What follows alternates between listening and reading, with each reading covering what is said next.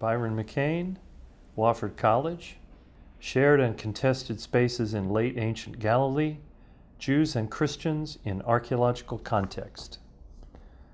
Along the northwest shore of the Kinneret, the excavated remains of 6 synagogues from the Byzantine period, Capernaum, Chorazin, Horvat-Kur, Hukok, Wadi Hammam, and Arbel, lie in close proximity to the excavated remains of 3 Byzantine Christian structures, Capernaum, Tabga, and the monastery at Magdala.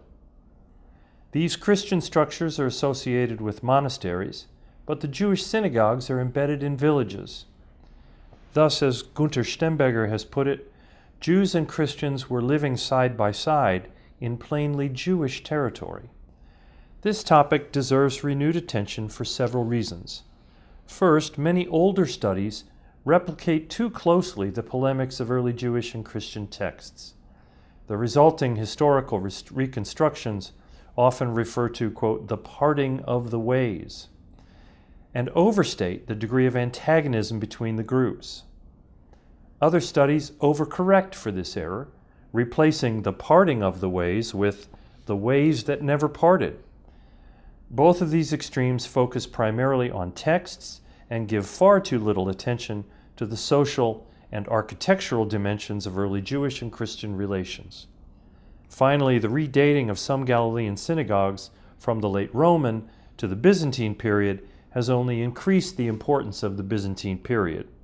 For all of these reasons, a reinterpretation of the evidence is now a scholarly desideratum. In this paper, we argue that Galilean synagogues and pilgrim Christian churches provided physical settings in which local Jewish and Christian congregations could experience a strong sense of shared religious identity. At the same time, however, the Galilean rural and village landscape, shared by both communities, provided settings for a wider range of more complicated interactions among members of the two groups.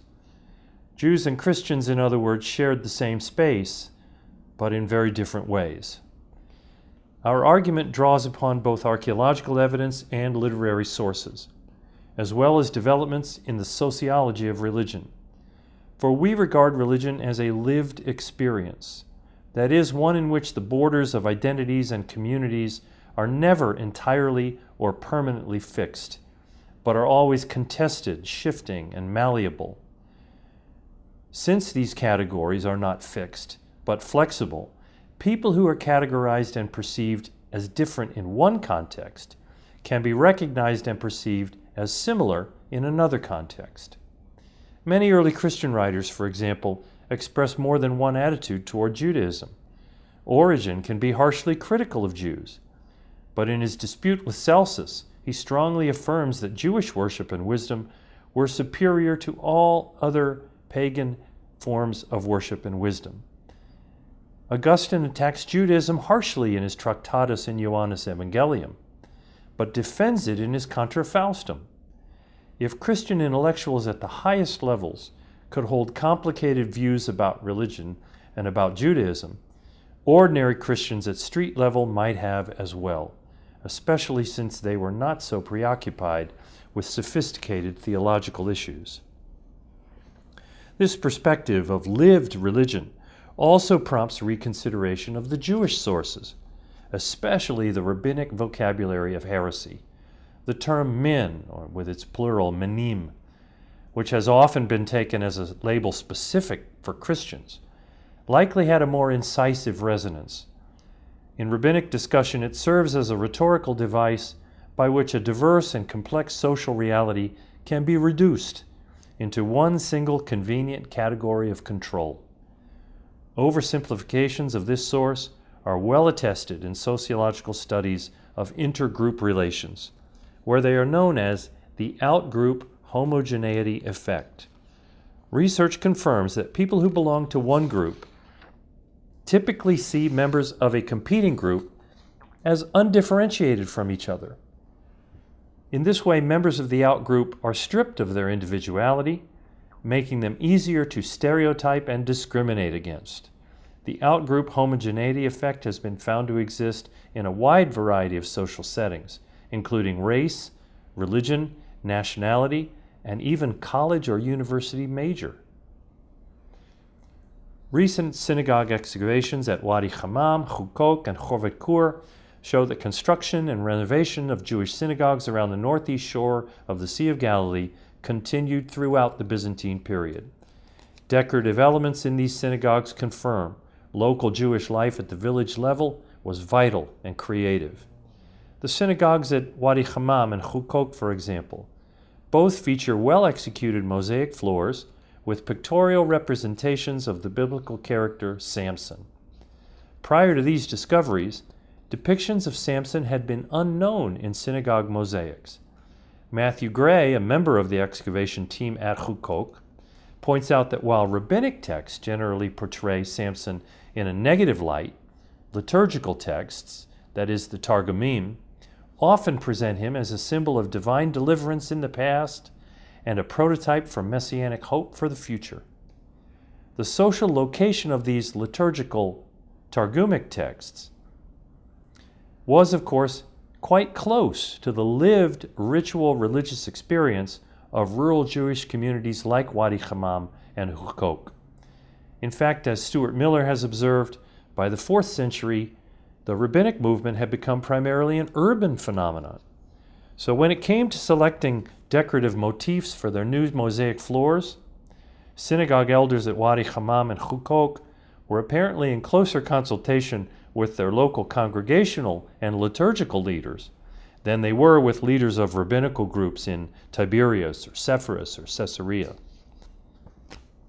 This vitality of local Jewish life is also visible in the archaeological evidence for the ongoing reconstruction and renovation of these synagogues, which of course served not only as houses of worship, but also as community centers. At Chovet Kur, for example, the earliest phase of the synagogue featured a mosaic floor with a depiction of a menorah with lighted Byzantine lamps. In the second phase, frescoed walls and an adjacent room were added. After the building was seriously damaged by an earthquake, a third phase was introduced through an even more thorough process of renovation. The adjacent room was closed off, a portico was added on the west side, the mosaic floor and its associated coin deposit were dumped into the fill for the portico, and a bimah was constructed in the center of the southern wall with a seat of Moses to its right. This bimah, which may itself have gone through more than one phase, must have been quite striking visually, since its neatly dressed, high-quality limestone blocks stood directly against a wall of black basalt stone. Its closest comparandum, by the way, is located at El Kanatir in the Golan, a fact which hints that an even wider geographic frame may be necessary for the interpretation of these synagogues. The results of excavations at places like Wadi Hammam, Chukok, and Chovet Kur are complemented by the evidence from earlier synagogue excavations in the Lower Galilee, particularly at Capernaum. Certainly the 4th through the 6th centuries witnessed a florowit of synagogue construction and renovation. For this reason, it may no longer be necessary to regard the large limestone synagogue at Capernaum as an exceptional case. Of course, the limestone synagogue, which dates to the late 5th century CE, is built atop the ruins of a 4th century basalt structure. More specifically, the perimeter wall of the earlier basalt synagogue was reused as the foundation wall for the late 5th century limestone structure. Attempts to account for the distinctive characteristics of the later limestone building have included the suggestion that it was financed by politically and economically powerful Jews in Tiberias, or that it might even have been funded by Christian authorities who were seeking to promote pilgrimage to Capernaum.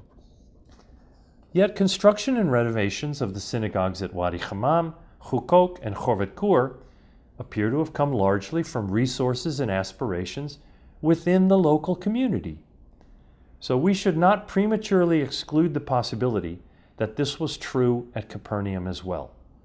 As Lee Levine has pointed out, local synagogue construction may have been a cause of rivalry between neighboring communities, and at times envy motivated one community to imitate or even outdo the achievements of another. It's noteworthy in this regard that the inscription from the mosaic floor at Chorvat Kur bears the name Elazar bar Yudan bar Susu, while an inscription on the facade of the synagogue at Bar Am reads Elazar bar Yudan. Apparently, in some cases, the quest for status and prestige could extend its reach beyond the limits of just one village. On the Christian side, excavated structures along the northwest shore of the Kinneret in the Byzantine period include the churches and monasteries at Tabga, Capernaum, and Magdala. The Church of Kursi is also not too far away. Archaeological and literary evidence, especially the account of the pilgrim Egeria, indicates that these churches served as pilgrimage destinations. Spurred on by the efforts of Constantine and Helena, pilgrimage to the Holy Land emerged as an important movement in 4th century Christianity, as commemorative churches were built not only in Galilee, but also in Jerusalem and Bethlehem. Certainly, Egeria would not have been the only Christian traveler who stopped at Capernaum and Tabga. It's striking, therefore, that she records so few specific details about the features of local structures. Instead, her focus is strongly fixed on the landscape, which had provided the physical setting for stories about Jesus. Her narrative is marked by a deep religious aura and a lack of interest in the present. In Egeria's eyes and heart, the value of the land depended on its biblical past, a frame which helps to account for her persistent silence and blindness about contemporary Jewish life in Galilee at that time.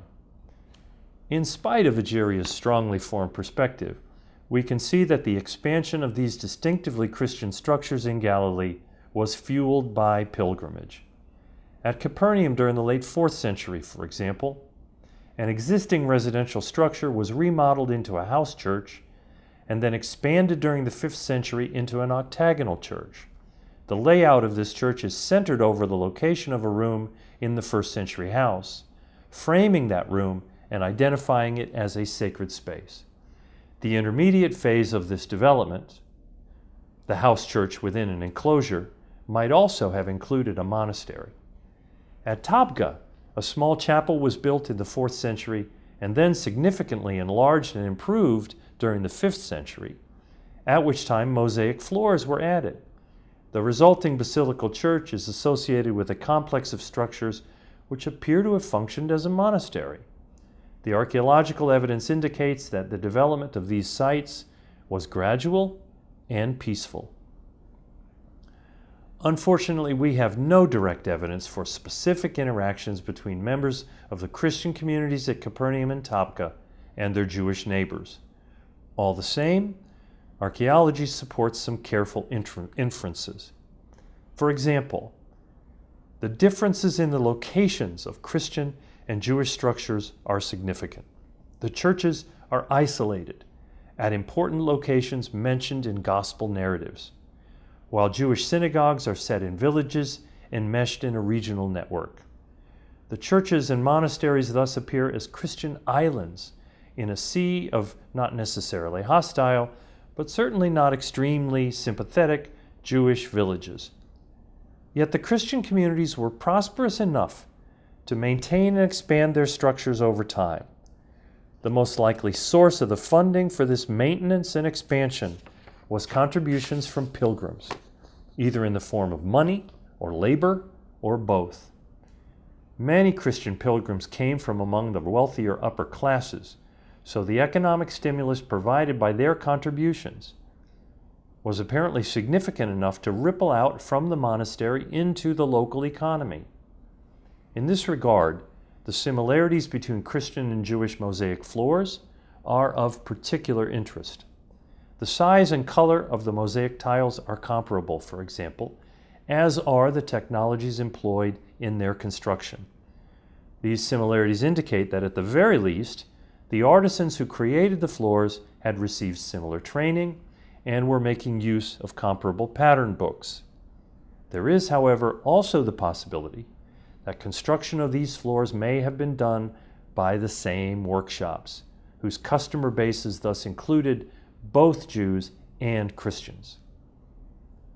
Either way, the donations of pilgrims rippled outward from the churches into the local economy, as members of the monasteries purchased goods and services of various kinds, including food, wine, oil, and construction and maintenance.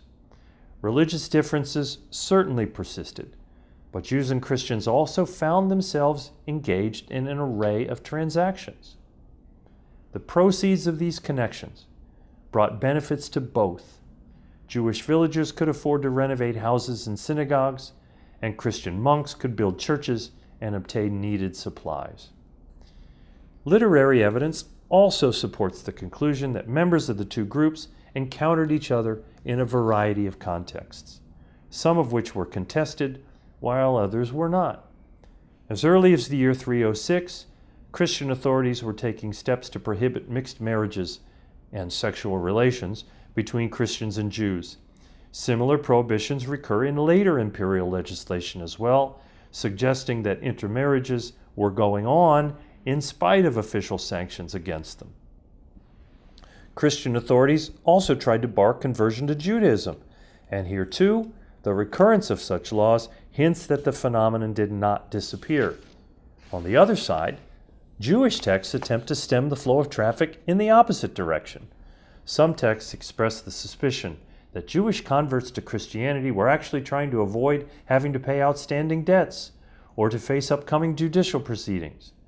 In such cases, the convert is not only allowed to return to the Jewish community, but is urged to do so. While we can't be certain how prevalent such conversions might have been, it's noteworthy that these texts discuss very practical, everyday concerns: sex, marriage, money, rather than abstract theological concepts and debates. In this way, they seem to reflect street-level interactions and issues.